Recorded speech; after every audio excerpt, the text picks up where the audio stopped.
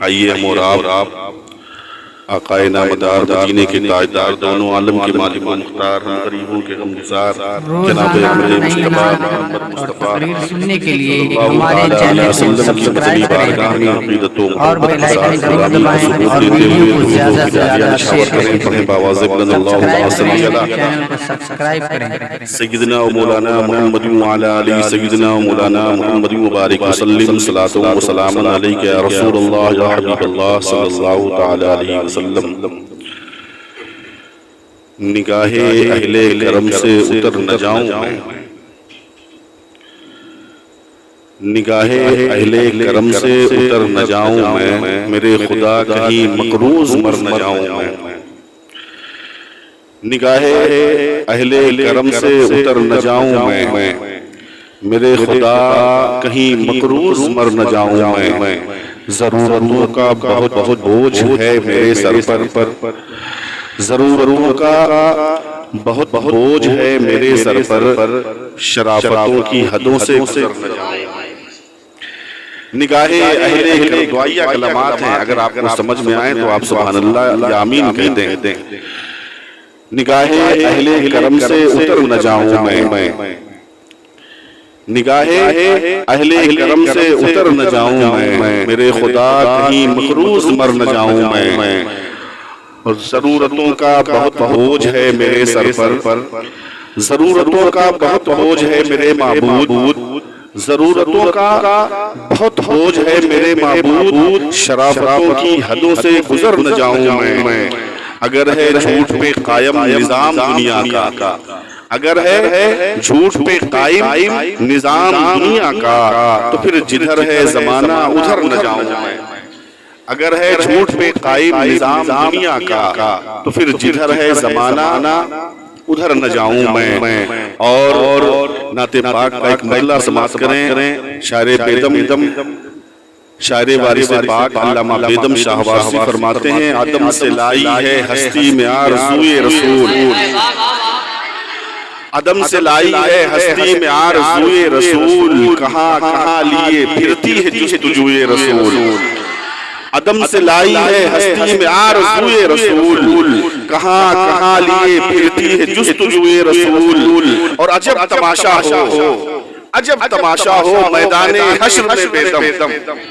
میرا عقیدہ ہے، اگر آپ سب کا عقیدہ ہو تو سبحان اللہ کہیں، عجب تماشا ہو، عدم سے لائی ہے ہستی میں آرزوئے رسول، کہاں کہاں لیے پھرتی ہے جستجوئے رسول، اور عجب تماشا ہو میدان حشر میں بیدم، عجب تماشا ہو میدان حشر میں بیدم، کہ سب ہوں پیش خدا اور میں روبروئے رسول، کہ سب ہوں پیش خدا، کہ سب ہوں پیش خدا اور میں روبروئے رسول، نعت محبوب داور سند ہو گئی، نعت محبوب داور سند ہو گئی، فرد عصیاں میری مسترد ہو گئی، یا رسول اللہ مستعاصی بھی آغوش رحمت میں ہے، مستعاصی بھی آغوش رحمت میں ہے، یہ تو بندہ نوازی کی حد ہو گئی، مستعاصی بھی آغوش رحمت میں ہے، سر سے پیر تک گناہوں میں ڈوبا ہوا، صبح سے لے کر شام تک جھوٹ پر جھوٹ بولنے والے،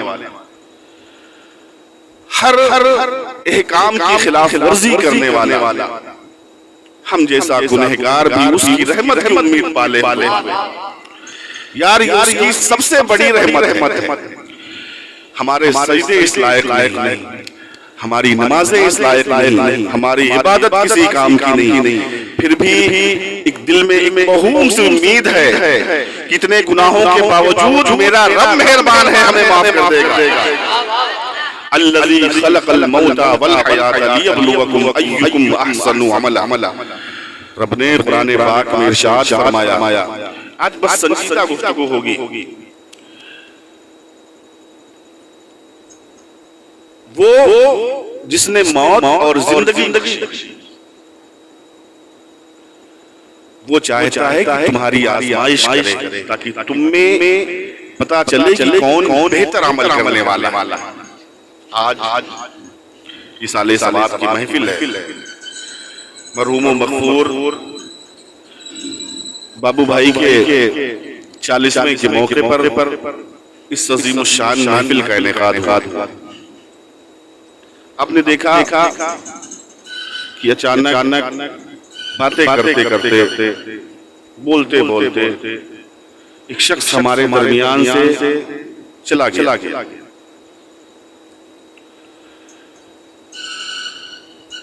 ادھر مسلسل اموات کا سلسلہ جاری. مہینے 2 مہینے پہ کوئی نہ کوئی ہمارا عزیز ہم سے بچھڑ جاتا ہے. کوئی نہ کوئی عزیز ہمارا اس دنیا سے رخصت ہو جاتا ہے. ہم کتنے بے حس ہو گئے ہیں.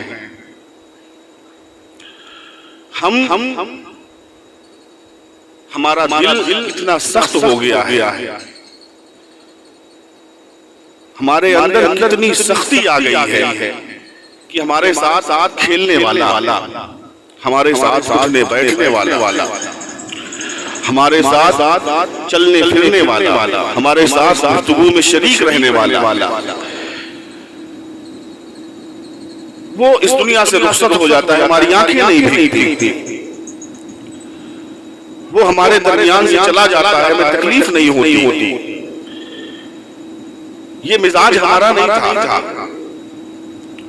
ہمیں یہ نہیں سکھایا گیا تھا. آج جس کے ساتھ ہم نے بچپن گزارا، جس کے گھر کی روشنی میں ہم نے اپنے کام کیے، جو ہمارے گھر سے لگا ہوا ہمارا پڑوسی، جو ہمارے ہر غم اور ہر مصیبت میں ہمارے ساتھ کھڑا رہا، ہمارا دل کتنا سخت ہوا ہے کہ آج وہ پریشانی میں ہے تو ہمیں اتنی توفیق نہیں ہوتی کہ ہم 10 منٹ کھڑے ہو کر چند جملے کہہ سکیں. وہ بیمار پڑا ہوا ہے، ہمیں دیکھنے کی فرصت نہیں ہے.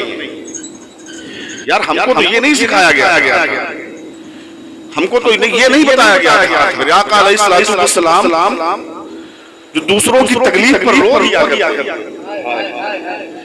دوسروں کی تکلیف پر رو دیا کرتے تھے، اپنے تو اپنے جانوروں کی تکلیف پر میرے آقا علیہ السلام رو دیا کرتے تھے. وہ ہر عالم کی رحمت ہے، کسی عالم میں رہ جاتے. یہ ان کی مہربانی ہے کہ یہ عالم پسند آیا. ہماری تربیت تو ایسی نہیں ہوئی. ہم کو تو یہ نہیں سکھایا گیا تھا کہ کوئی بھوکا ہے تو اس کا مذاق اڑائے، کوئی غریب ہے تو اس کی غربت کا مذاق اڑائے، کوئی پریشان ہے تو اس کی پریشانیوں کا مذاق اڑائے. ہمارا پڑوسی اگر بھوکا ہے تو اس کے بھوکے پن کا مذاق اڑائے. نہیں، ہم کو یہ نہیں سکھایا گیا تھا. حضرت ابوبکر صدیق فرماتے ہیں کہ ایک مرتبہ میں حضور صلی اللہ تعالی علیہ وسلم کے ساتھ کہیں جا رہا تھا. اچانک ایک باغ میں لوگوں کا رش دیکھا، لوگوں کی بھیڑ دیکھی. میرا آقا علیہ السلام ٹھہر گئے. کہا ابوبکر جا کر معلوم کرو یہ بھیڑ کیوں ہے، یہ جب میں غفیر لوگوں کا یوں اکٹھا ہے. حضرت ابوبکر فرماتے ہیں، صدیق اکبر فرماتے ہیں کہ میں قریب گیا، لوگوں کی بھیڑ دیکھی، وجہ معلوم کیا تو پتہ چلا کہ بیچ میں ان لوگوں کے درمیان ایک اونٹ ہے جو لوگوں کو کاٹتا پھر رہا ہے.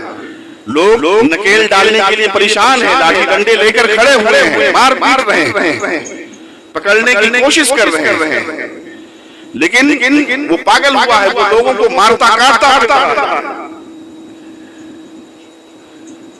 حضرت صدیق اکبر آقا علیہ السلام کی بارگاہ میں آتے ہیں، عرض کرتے ہیں یا رسول اللہ صلی اللہ تعالی علیہ وسلم، ایک اونٹ ہے جو پاگل ہوا جا رہا ہے، لوگوں کو کاٹتا پھر رہا ہے، لوگ اسے پکڑنے کی، قید کرنے کی، نکیل ڈالنے کی کوشش کر رہے ہیں. میرے آقا علیہ السلام فرماتے ہیں مجھے لے چلو. سبحان اللہ، مجھے لے چلو.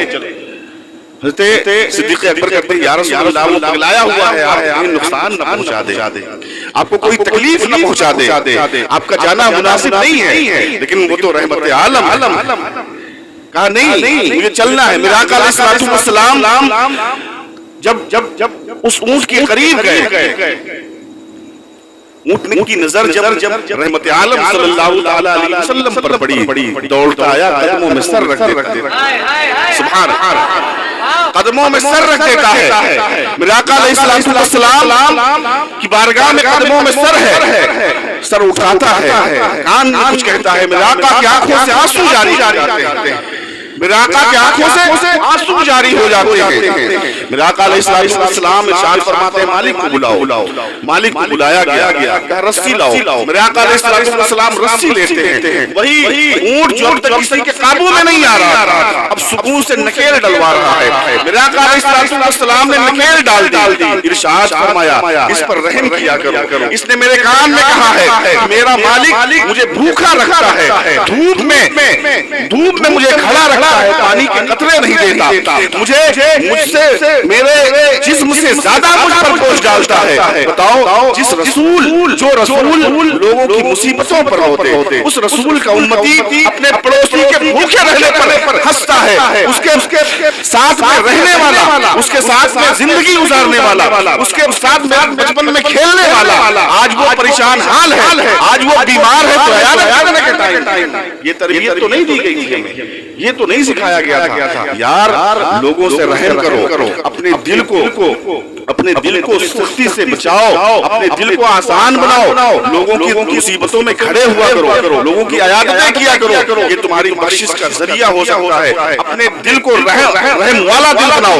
اپنے دل کو ایک اچھا نیک اور صالح دل بناؤ، اپنے دل کو دوسروں کی مصیبتوں پر رونے والا بناؤ۔ قسم خدا کی اگر تمہارا دل رحم والا بن گیا تو تمہارا رب رحیم معاف فرما دے گا۔ ایک فاحشہ اور میرے آقا علیہ السلام فرماتے ہیں ایک فاحشہ عورت ایک راستے سے گزر رہی، اور کرو ایک فاحشہ عورت جس کا ذکر حضور صلی اللہ تعالی علیہ وسلم کر رہے ہیں، الذی خلق الموت والحیات لیبلوکم ایکم احسن عملا، موت و زندگی کو صرف اس لیے بنایا گیا تاکہ تمہاری آزمائشیں ہو اور تم اچھے عمل کر سکو۔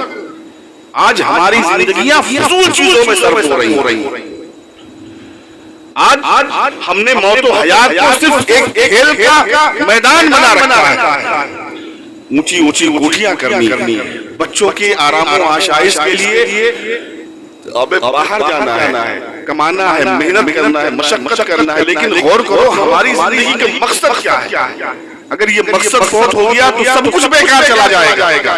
ایک ماں اپنے کنگن بیچتی، لوگوں سے قرضے لیتی ہے، ماں اور باپ بیٹے کو سعودی عرب بھیجتے، وہ وہاں جاتا ہے، اگر وہ گھومنے شروع کر دے تو لوگ اسے سخت جملوں میں سمجھاتے ہیں کہ یار تیرے گھر والے نے کے لیے تجھے بھیجا تھا یہاں، اپنا قرض اتار دے، اپنی ماں باپ کو خوشیاں دے دے، سمجھاتے کہ نہیں سمجھاتے؟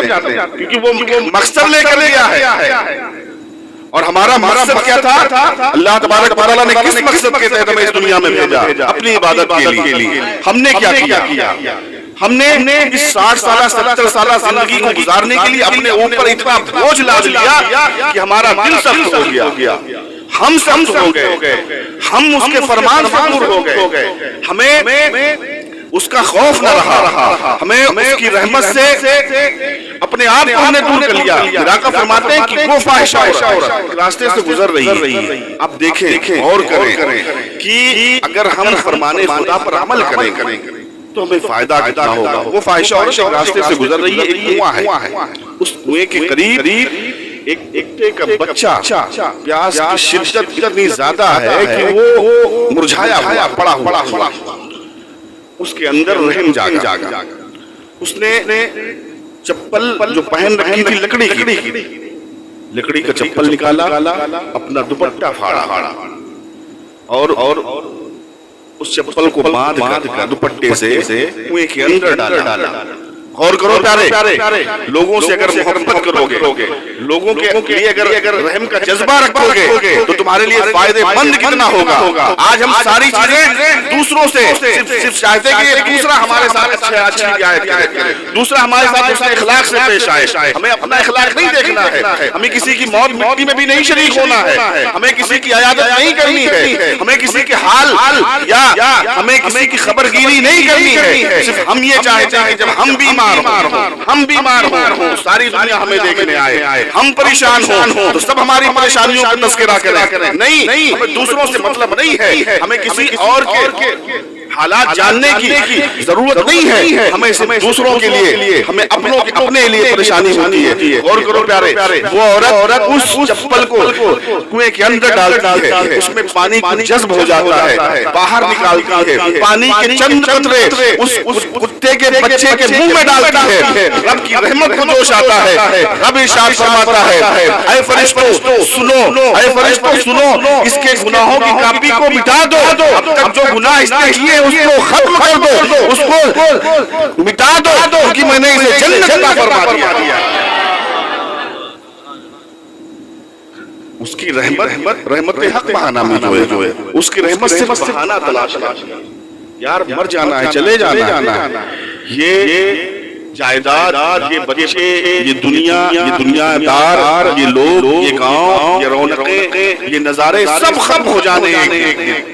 آپ کے ہاتھ کچھ نہیں آنا ہے، صرف 2 گز زمین آنی ہے آپ کے ہاتھ، صرف کفن کا چند ٹکڑا آپ کو میسر ہونا ہے۔ یار ہم جن بچوں سے اتنی محبت کرتے ہیں، جن بچوں سے اتنا پیار کرتے ہیں، جن بچوں سے اتنی شدت کے ساتھ محبت کرتے ہیں کہ ہم گناہوں ثواب بھول جاتے ہیں، ہم نماز و روزہ بھول جاتے ہیں، یہی بچہ، یہی ایک وقت آئے گا ہماری روح قبض انصری سے پرواز کر جائے گی، ہمیں باہر کر کے باہر کر دیا جائے گا، ہماری چارپائی باہر کر دی جائے گی، جلدی کرو، کہیں ایسا نہ ہو کہ لاش خراب ہو جائے، کہیں ایسا نہ ہو کہ بدبو آنی شروع ہو جائے، اتنی جلدی کرو، کہیں ایسا نہ ہو کہ لاش خراب ہونی شروع ہو جائے۔ ہمیں 24 گھنٹے بھی اس گھر میں نہیں رکھا جاتا جس گھر کے لیے ہم لوگوں کی گردنیں کاٹتے ہیں، جس گھر کے لیے ہم ماں باپ کی نافرمانی کرتے ہیں، جس دنیا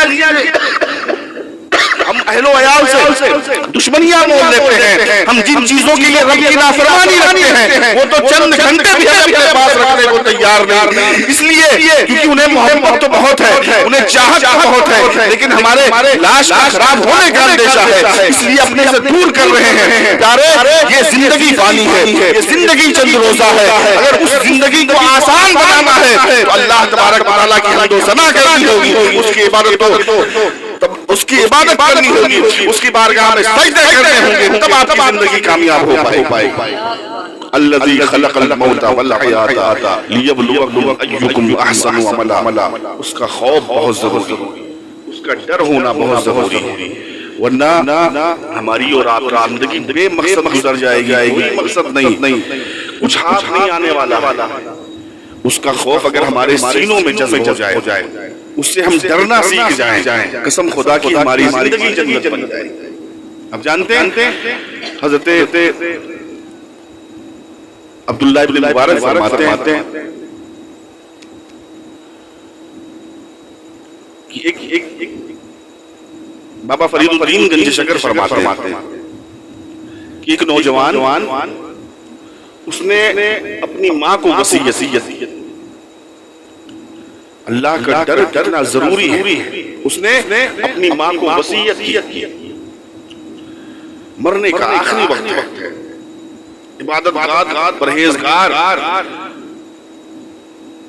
اللہ سے ڈرنے والا، اللہ کی بارگاہ میں سجدے کرنے والا، رکوع سجود کبھی نہ چھوڑنے والا، آخری وقت ہے، بوڑھی ماں ہے، ضعیفہ ہے، اس سے ایک وعدہ لیتا ہے، ماں کچھ وعدے کر لو۔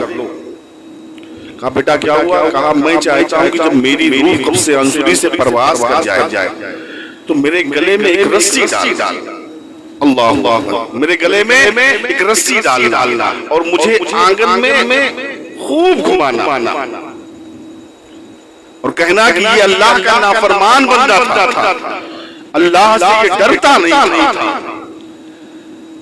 اور میرا جنازہ رات میں اٹھانا، لوگوں سے بتانا کہ یہ اللہ کا نافرمان بندہ تھا، یہ اللہ سے ڈرتا نہیں تھا۔ خوف دیکھیں، اللہ کا ڈر دیکھیں،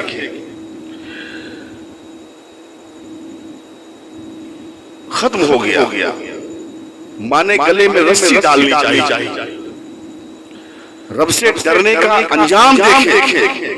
وَلِمَنْ خَافَ مَقَامَ رَبِّهِ جَنَّتَانِ، وہ لوگ جو اللہ سے ڈرتے ہیں ان کے لیے 2 جنتیں ہیں، رب نے وعدہ فرمایا ہے، جو لوگ اللہ سے ڈرتے ہیں ان کے لیے 2 جنتیں ہیں۔ ماں نے گلے میں رسی ڈالنا چاہیے، دیواروں سے آواز آئی، اے ضعیفہ اپنے اس عمل سے رک جا، اللہ اس سے راضی ہے۔ خوف پیدا تو کرو، ڈرو تو قسم خدا کی آپ کی زندگی جنت بن جائے گی، وہ آپ کو اتنا محبوب بنا لے گا کہ آپ کو کسی اور چیز کی حاجت ہی نہیں رہے گی۔ ایک شخص حضرت میر عبد الواحد بالگرامی کی بارگاہ میں ایک شخص، ایک نوجوان آیا، کہا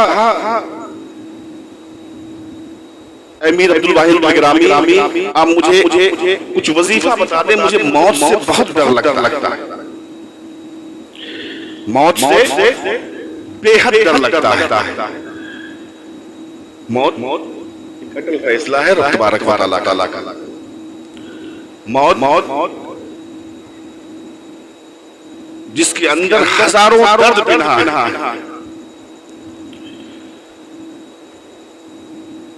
وہ شخص عرض کرتا ہے اے میر عبد الواحد بالگرامی، آپ مجھے کچھ وظیفہ بتا دیں، مجھے موت سے بے حد ڈر لگتا ہے۔